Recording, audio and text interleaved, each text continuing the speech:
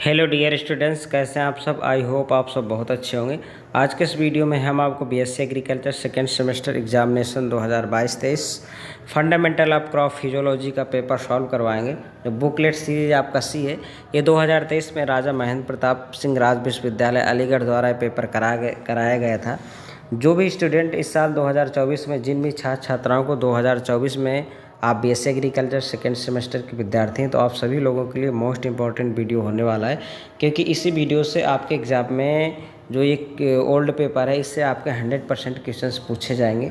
तो आप इन क्वेश्चंस को बहुत अच्छे से देखिएगा और आप कई बार इन क्वेश्चंस को रिवाइज करिए कि आप आने वाले एग्ज़ाम में आप बिल्कुल भी जो आंसर दें, बिल्कुल करेक्ट आंसर आप अपने एग्ज़ाम में दे के आएँ। तो अगर आपने हमारे चैनल को अभी तक सब्सक्राइब नहीं किया तो चैनल को प्लीज़ सब्सक्राइब कर लीजिए और बेल आइकन ज़रूर प्रेस करिए कि जो भी हम इम्पोर्टेंट वीडियो या इम्पोर्टेंट क्वेश्चन से डालते हैं उसका नोटिफिकेशन आपको सबसे पहले मिल जाए।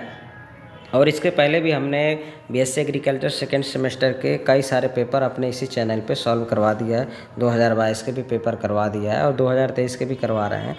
तो एग्ज़ाम से पहले आपके जो भी एक दिन पहले 2 दिन हम इम्पोर्टेंट क्वेश्चंस की आपको सीरीज़ डालेंगे, जो आपके एग्ज़ाम के लिए, आपके पेपर के लिए बहुत ही मोस्ट इम्पॉर्टेंट क्वेश्चंस होने वाले हैं। इसलिए आप चैनल को सब्सक्राइब कर लीजिए और बेल आइकन ज़रूर प्रेस करिए। तो चलिए आज के इस पेपर में देखते हैं आज का जो पहला क्वेश्चंस क्या है। ये हमारा ही सब्जेक्ट है क्रॉप फिजियोलॉजी, ये जेनेटिक्स में ही आता है, जीपीवी में। तो चलिए देखते हैं इसका क्वेश्चंस क्या है। ये उन स्टूडेंटों के लिए तो बहुत ही मोस्ट इम्पॉर्टेंट है जो क्लास में आप लोग अगर स्टडी करने पढ़ने नहीं आते, तो कम से कम आप ये जो आपके लिए 5-6 दिन या 20 दिन का जो भी टाइम है, इस टाइम में भी आप अगर पढ़ लेते हैं अच्छे से तो आपको बहुत अच्छे नंबर आएंगे। दोनों पेपर हमने सॉल्व करवा दिया है कि आप दोनों पेपर करके जाएंगे तो 101% आप पास हो जाएंगे, बहुत अच्छे नंबर आएंगे आपको। चलिए अगले क्वेश्चन से देखते हैं। यदि किसी कोशिका में अति परासरणीय घोल में रखा जाता है तो कोशिका को क्या क्या हो जाता है उसमें, तो सिकुड़ जाता है, श्रिंक हो जाता है। तो ऑप्शन नंबर ए आपका सही है। अगला क्वेश्चन से देखेंगे, जल के परासरण विसरण द्वारा कोशिका के अंदर विकसित दाब क्या कहलाता है। तो विकसित दाब का क्या बोलते हैं, स्फीत। ऑप्शन नंबर ए सही है। देखिए, जो हम आपको आंसर टिक लगाएं वो सही मानिए। हमारे किसी स्टूडेंट का है पेपर, तो उन्होंने अपने हिसाब से क्या हुआ इसमें टिक किया हुआ, तो आप उस टिक को आप सही ना माने, जो हम आपको टिक करवाएं उसी का आप राइट आंसर मानेंगे, है ना। चलिए अगला क्वेश्चन है। तो चलिए इस क्वेश्चन में आप सबको सबसे पहले कमेंट्स में ये बताना है कि father of crop physiology in India, कि इंडिया में जो क्रॉप फिजियोलॉजी है उसके जनक कौन है। इसका आंसर आपको कमेंट्स में बताना है कि जो सब्जेक्ट है जिसका अभी पेपर सॉल्व करवा रहे हैं, कि father of crop physiology in India, Bharat में क्रॉप फिजियोलॉजी के जनक कौन है। इसका आंसर सब लोग कमेंट्स में देंगे। मैं उम्मीद करता हूँ कि जितने भी स्टूडेंट हैं वो सभी लोग इसमें कमेंट करेंगे कि इसका फादर कौन है इंडिया के। हमने इंडिया के पूछा, ठीक है। चलिए अगला क्वेश्चन से देखेंगे आप। नेक्स्ट क्वेश्चन से आपका क्वेश्चन से नंबर 3 है।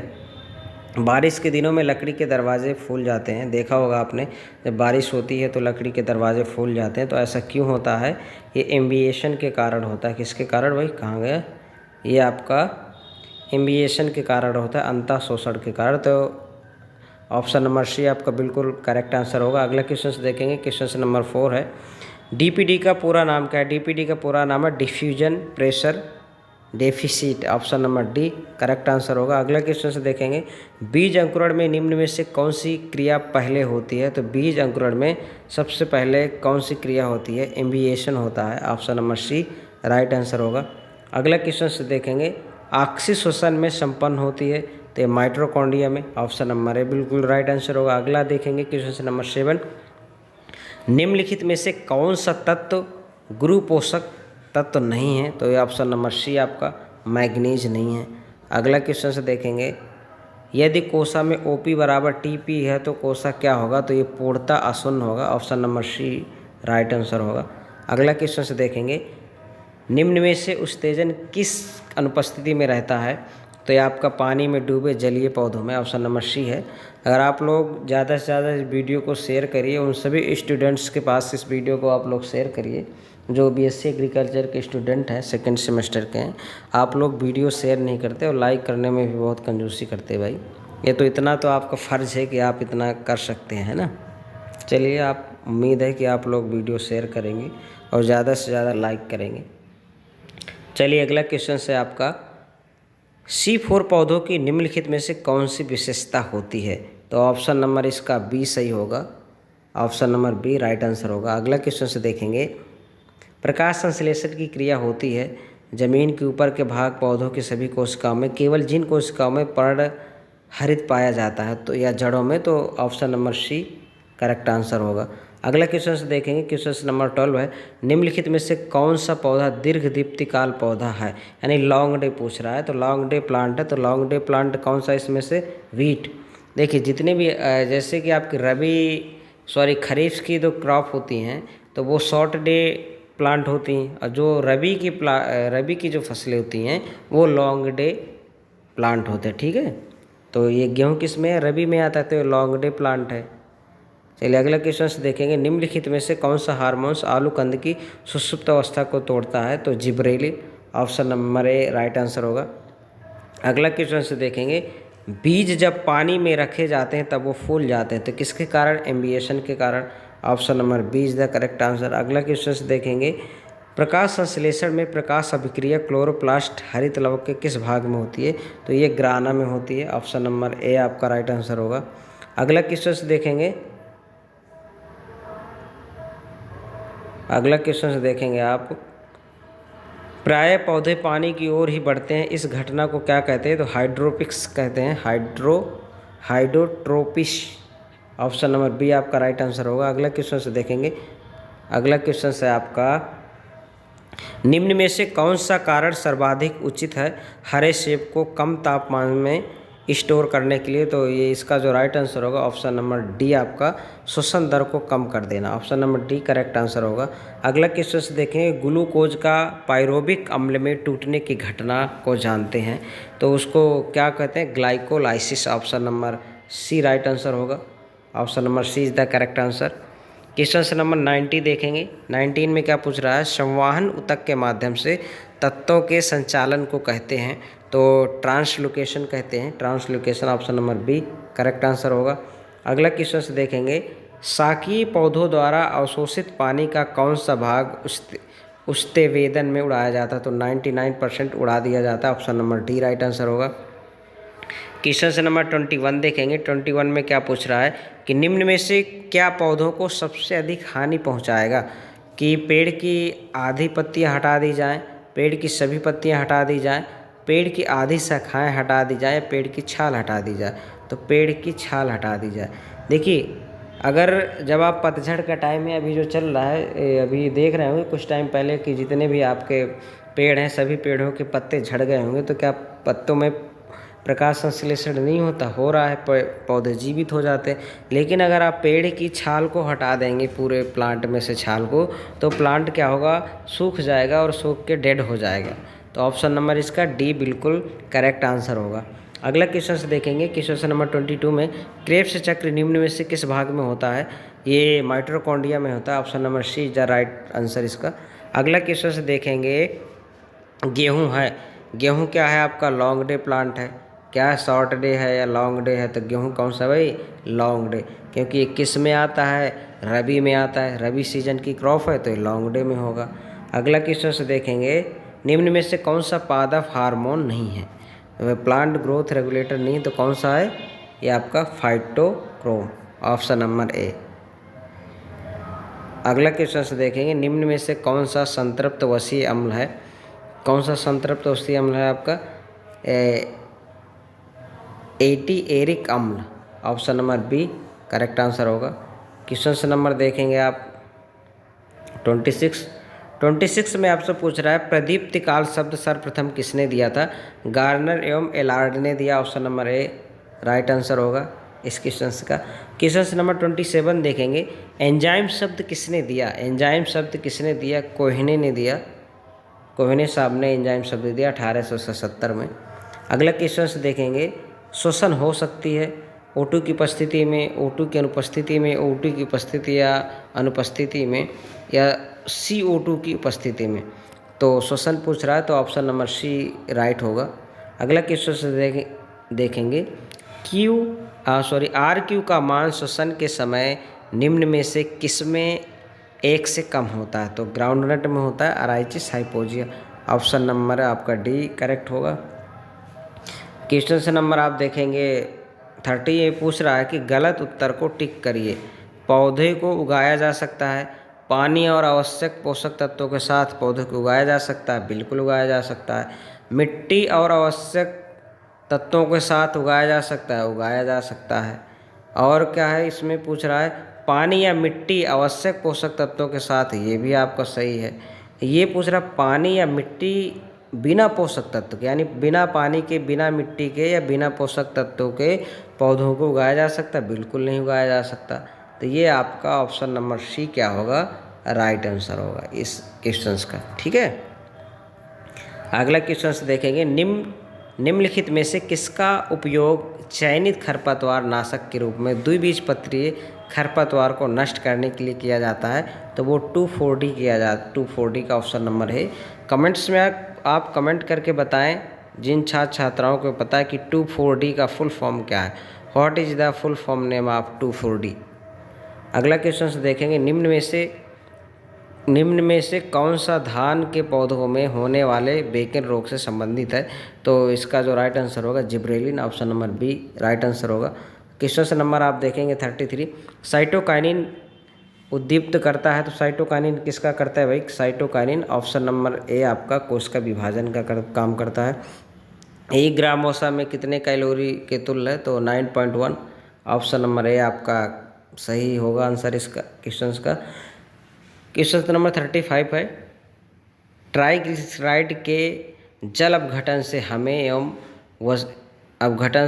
एवं वसी अम्ल प्राप्त होता है, तो क्या होता है? तो इससे glycerol, option number D right answer होगा। अगला क्वेश्चन देखेंगे, कोलेस्ट्रॉल है, स्टेरॉइड है, ग्लाइसराइड है, असंतृप्त वसा है या ये सभी है? तो इसका आंसर आपको कमेंट्स में बताना है कि इसका राइट आंसर क्या होगा, या ये होगा या ये होगा या ये सभी होगा। तो क्वेश्चन नंबर 36 का आंसर आप क्या करेंगे, कमेंट्स में बताएंगे। अगर नहीं बता पाते तो आप क्लास में पूछ लेंगे जब आप नेक्स्ट डे कॉलेज में। लेकिन आपको कोशिश करना है कि आप लोगों को इसका आंसर 100% सही देना है। कमेंट्स करना जितने भी स्टूडेंट हैं, क्योंकि आप लोगों से जो क्वेश्चंस पूछे जाते हैं आप उसका जवाब नहीं देते, उसको छोड़ ही देते हैं फिर, है ना। तो आप बिल्कुल ऐसा मत किया करिए। आपको जो समझ में आता है कि आपके अकॉर्डिंग जो आंसर हो सकता है आप दिए, कोशिश तो करिए। चलिए क्वेश्चन नंबर 37 देख रहे हैं, ग्लाइकोलाइसिस का अंतिम उत्पाद है। तो ग्लाइकोलाइसिस का अंतिम उत्पाद क्या है आपका? ग्लूकोज है या ऑक्जेलिक एसिड है या पायरोबिक अम्ल है या एसीटिरॉल है? तो इसका जो राइट आंसर क्या होगा, pyruvic acid, option number C correct answer होगा। अगला क्वेश्चन से देखेंगे, ग्लाइकोलाइसिस की प्रक्रिया में संपन्न होता है, तो माइटोकॉन्ड्रिया में, ऑप्शन नंबर सी। इसमें क्या पूछ रहा है, ग्लाइकोलाइसिस की प्रक्रिया में संपन्न होती है, तो कोशिका द्रव में होता है या केंद्रक द्रव में होता है या माइटोकॉन्ड्रिया में होता है? तो जो ग्लाइकोलाइसिस की प्रक्रिया संपन्न होती है कहाँ पे होती है भाई? कोशिका द्रव में होती है ना, ऑप्शन नंबर ए सही होगा इसका, कोशिका द्रव। अगला क्वेश्चन से देखेंगे, एक ग्लूकोज के अणु में ग्लाइकोलाइसिस में ऑक्सीजन के कितने अणु का उपयोग होता है? तो कितने अणु का उपयोग होता है? 2, option number A correct answer होगा। क्वेश्चन से नंबर 40 देखेंगे। क्वेश्चन 40 में क्या पूछ रहा है, कोशिकीय श्वसन का मुख्य कार्य की उत्पत्ति है, तो किसकी उत्पत्ति में होता है? ATP, adenosine triphosphate, option number D सही होगा। तो आप देख पा रहे होंगे कितने ही अच्छे क्वेश्चंस हैं और आपके एग्ज़ाम में 100% क्वेश्चंस इस पेपर से पूछे जाएंगे। और इसके पहले भी हमने बीएससी एग्रीकल्चर के सेकेंड सेमेस्टर के कई सारे पेपर अपने इसी चैनल एग्री नॉलेज 9198 पर सॉल्व करवा दिया है। आप चैनल सब्सक्राइब करिए और जाके वहाँ पे वो सारे वीडियो आप देखिए एग्ज़ाम के पहले। आप इन सारे वीडियो को आप कई बार देखिए, आप क्वेश्चंस को रिवाइज करिए, बार बार रिवाइज करिए कि आपके एग्ज़ाम में आपको कन्फ्यूजन नहीं रहे कि ये सही होगा ये होगा। तो आप पहले से ही बहुत अच्छी तैयारी करके जाएं कि आपके बहुत अच्छा आपका पेपर हो और आप लोगों का सच में बहुत अच्छा पेपर होगा, है ना। चलिए क्वेश्चन नंबर आपका 41 है, निम्नलिखित में से कौन सी प्रक्रिया ऑक्सीजन का सीधा उपयोग करती है? तो किस में करता है भाई? ये इलेक्ट्रॉन परिवहन तंत्र, option number C right answer होगा। अगला देखेंगे, पौधों में जल का प्रकाश अपघटन कहाँ पर होता है? तो ये कहाँ पर होता है जल का प्रकाश अपघटन? pH1 में होता है, या PS सेकेंड में होता है, या स्ट्रोमा में होता है। चलिए क्वेश्चन नंबर आपका 42 में क्या पूछ रहा है? 42 में पूछ रहा है कि पौधों में जल का प्रकाशीय अपघटन कहाँ पर होता है? तो जल का प्रकाशीय अपघटन कहाँ पर होता है भाई? PS सेकेंड में होता है, ये ग्राना में होता है ना। तो ये ऑप्शन नंबर बी आपका सही होगा। अगला क्वेश्चन से देखेंगे, पौधों में प्रकाश ऊर्जा रासायनिक ऊर्जा में प्रक्रिया द्वारा परिवर्तित होता है। तो प्रकाश संश्लेषण द्वारा होता है, option number see the right answer. अगला क्वेश्चन से देखेंगे, प्रकाश संश्लेषण की क्रिया में ऑक्सीजन के कारण विमुक्त होता है। तो क्या होता है विमुक्त? इसमें प्रकाश संश्लेषण की क्रिया में ऑक्सीजन के कारण विमुक्त होता है। तो O2 के अपघटन, क्लोरोफिल के टूटने से, या जल के प्रकाशीय अपघटन से, या कार्बोहाइड्रेट के जलीय। क्वेश्चन नंबर 44 में पूछ रहा है कि प्रकाश की क्रिया में ऑक्सीजन के कारण विमुक्त होता है। तो ऑप्शन नंबर सी आपका राइट आंसर होगा, जल के प्रकाशीय अपघटन के द्वारा। अगला क्वेश्चन से देखेंगे, निम्नलिखित में से कौन सा प्रकाश संश्लेषण के लिए सर्वाधिक प्रभावी होता है? तो सबसे ज़्यादा नीला एवं लाल, option number C is the correct answer. अगला क्वेश्चन 46 का में क्या पूछ रहा है?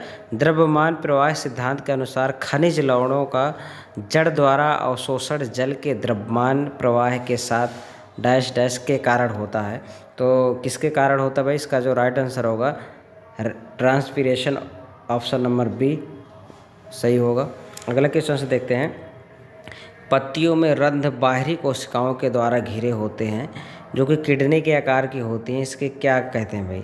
तो इसको हम गार्ड सेल्स कहते हैं, option number C correct answer होगा।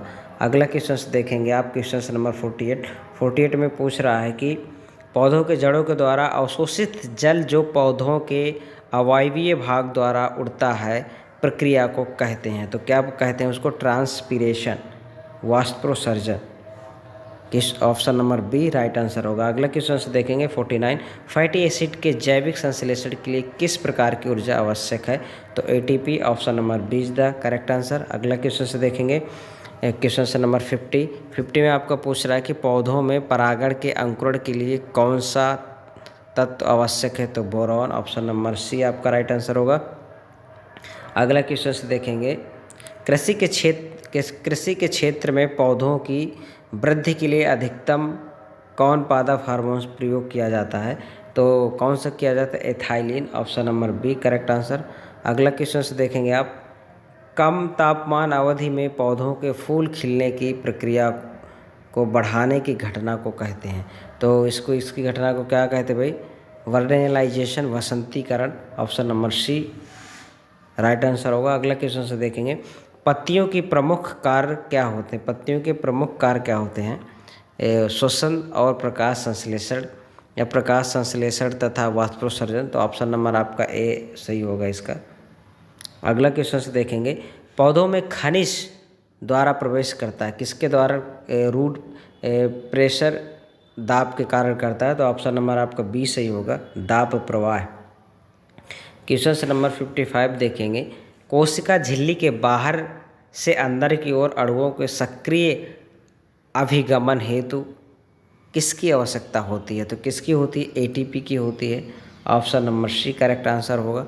अगले क्वेश्चन से देखेंगे 56 की क्या पूछ रहा है? किसकी न्यूनता से पौधों में हिप टेल रोग उत्पन्न हो जाता है? तो किसकी? मॉलिबेडनम की कमी से, option number C right answer होगा इस क्वेश्चन का। क्वेश्चन से नंबर आप 57 देखेंगे, एक सौपोषित पौधों के लिए कार्बन का स्रोत वायुमंडल पे होता है। तो किसका होता है भाई? इसका राइट आंसर क्या होगा? CO2। अगला क्वेश्चन से देखेंगे, क्वेश्चन से नंबर 58, फास्फोरस का संरचनात्मक तत्व है। तो क्या इसका? न्यूक्लिक अम्ल, option number A right answer होगा। अगला देखेंगे आप, उष्णतेवेदन को सबसे अधिक प्रभावित करने वाला कारक है, यह प्रकाश, तापमान, हवा, वायुमंडलीय नमी। तो atmospheric humidity, option number D is the correct answer. अगला क्वेश्चन से देखेंगे, जो आपका क्वेश्चन से नंबर 60 है, इसमें पूछ रहा है रंध्रों की कौन सी दीवार मोटी होगी? तो कौन सी दीवार मोटी होगी? भीतरी, ऑप्शन नंबर बी सही होगा इसका, भीतरी परत। क्वेश्चन से नंबर 61 देखेंगे, पौधों में होने वाली प्रकाश स्वतंत्र अभिक्रिया का दूसरा नाम है। तो इसका दूसरा नाम क्या है? क्लेविंचक। ठीक है, आप लोग इतने लोग देख रहे हैं लेकिन वीडियो आप लोग लाइक नहीं करते। भैया ऐसा मत करिए, आप लाइक करिए और जितने भी आपके फ्रेंड्स हैं जो भी बीएससी एग्रीकल्चर के स्टूडेंट हैं उन सभी के पास आप ये वीडियो शेयर करिए। चलिए अगला क्वेश्चन से देखेंगे, निम्न में से कौन सा सूक्ष्म तत्व है? तो कौन सा सूक्ष्म तत्व? सल्फर, नाइट्रोजन, मैग्नीशियम या मैग्नीज। तो इसमें से क्या पूछ रहा है आपका? माइक्रो एलिमेंट क्या है? ये आपका क्या है? सल्फर, नाइट्रोजन, मैग्नीज या मैग्नीशियम। तो सूक्ष्म तत्व पूछ रहा है तो क्या है? Manganese. Option number C correct answer होगा, है ना, क्योंकि आपके जो प्राइमरी न्यूट्रिएंट क्या होते हैं? NPK और सेकेंडरी कैल्शियम, मैग्नीशियम और सल्फर, है ना। ये आपके सेकेंडरी हैं और ये आपके फर्स्ट हैं। तो ये इसमें क्या होगा? इसका right answer option number C. अगला क्वेश्चन से देखेंगे, पौधों में गटेशन बिंदु स्राव कब होता है? तो पौधों में गटेशन की प्रक्रिया कब होती है? जब पौधे गर्म सूखी मिट्टी में उगे हों। बताइए आप लोग, इसमें पूछ रहा है पौधों में गटेशन कब होता है? जब दिन ठंडी और रात गर्म होती हैं, जब दिन गर्म और रात ठंडी होती हैं, जब पौधे गर्म हो सूखी होती हैं। तो ये क्वेश्चन आपका 2022 है ना, तो 2022 में भी आया था, जो हमने पेपर आपको ऑलरेडी सॉल्व करवा दिया है। ये क्वेश्चन 2022 में भी पूछा गया है। तो बताइए आप लोग इसका आंसर क्या होगा? आप लोगों को इसका आंसर कमेंट्स में बताना है। अगर आपको नहीं पता तो आप जाके 2022 का जो पेपर है उसको देखिए, हमने उसको सॉल्व करवा दिया है, उसमें एक क्वेश्चन आपका आया हुआ है। ठीक है, तो आप लोग सब लोग इसका आंसर बताएंगे। अगर नहीं पता तो आप वीडियो जाकर देख ले, वहाँ इसका आंसर है उस क्वेश्चन में, वहाँ से देख के आप बताएं। चलिए अगला क्वेश्चन है 64, वायुमंडलीय दाब के कम होने से वातसर्जन की दर क्या होती है? धीरे धीरे घटती है, बढ़ती है या तेज़ी से घटती है, आप प्रभावित रहती है? तो क्या होती है? बढ़ती है, इंक्रीज होती है। कि ऑप्शन नंबर ए सही होगा। अगला क्वेश्चन से देखेंगे, अगला क्वेश्चन है आपका, मांसलोभित पौधों में रंध्र खुले रहते हैं दिन के समय, रात के समय, दोपहर के समय। तो रात के समय खुले रहते हैं, option number B right answer होगा। अगला क्वेश्चन से देखेंगे 66, पतझड़ शुरू होता है जब मात्रा ऑक्सीजन की घटती है, जिब्रेलिन अम्ल की बढ़ती है या ऑक्सीजन की बढ़ती है? उपरोक्त में से कोई नहीं, तो ऑक्सीजन की जब घटती है। ऑप्शन नंबर ए आपका राइट आंसर होगा। अगला क्वेश्चन से देखेंगे, वाष्पोत्सर्जन की दर मापने के लिए किसका उपयोग किया जाता है? तो पोटोमीटर का किया जाता है। ये right option number B is the correct answer.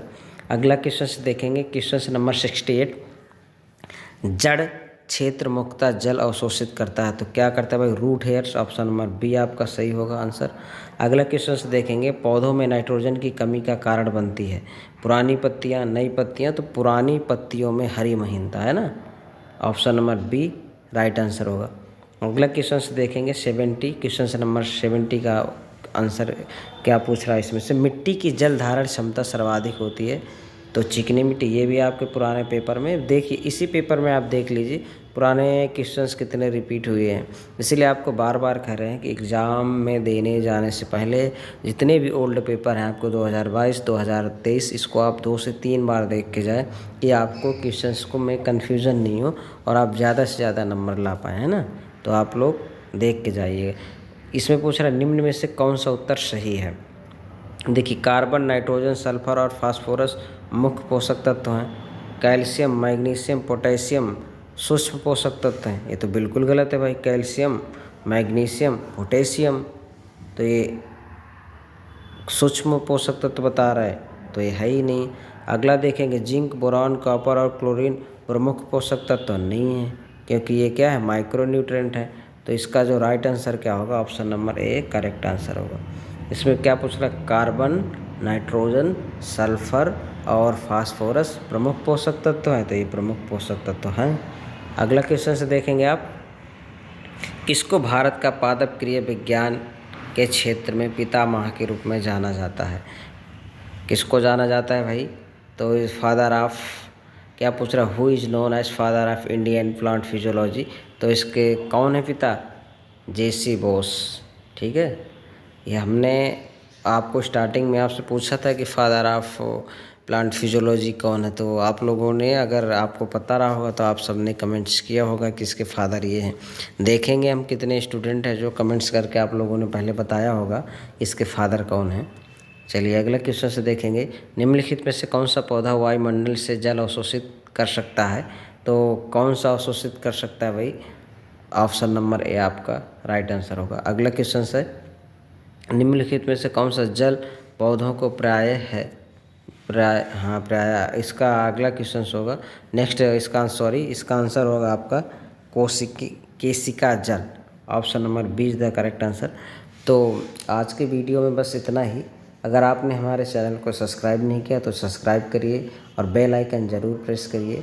और जितने भी हमने अब तक आपको बीएससी एग्रीकल्चर सेकंड सेमेस्टर के इम्पोर्टेंट वीडियो डाले हैं तो वो सारे वीडियो आप जाके चैनल पर देखिए, एग्ज़ाम से पहले आप देखें ताकि आप लोगों का पेपर बहुत अच्छा हो। तो आज की वीडियो में सिर्फ इतना ही, मिलते हैं किसी नेक्स्ट वीडियो में। Thanks for watching.